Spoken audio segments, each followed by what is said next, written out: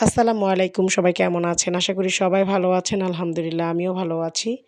Delpara little জিনিস স্কুলের ক্রীড়া প্রতিযোগিতা ২০২৫ এ মাঠের ডিসপ্লের জন্য বাচ্চাদেরকে নাচ শেখানো হচ্ছে। আর এই নাচের জন্য স্কুলের পক্ষ থেকে কিছু নাচের টিচার, ম্যাডাম আনা হয়েছে যাতে বাচ্চাদেরকে নাচের প্র্যাকটিস করাতে পারে।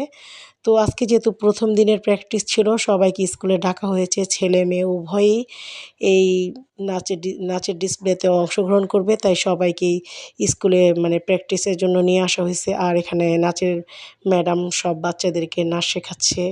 টিচারও ছিল। কিভাবে অভিনয় করতে হবে, কিভাবে নাচতে হবে সবকিছুই তারা রুলস বাই রুলস শেখাচ্ছে। আর আমি আজকে অনেক ব্যস্ত ছিলাম। ব্যস্ততার মাঝেও আমি সময় দিয়েছি আজকে স্কুলে।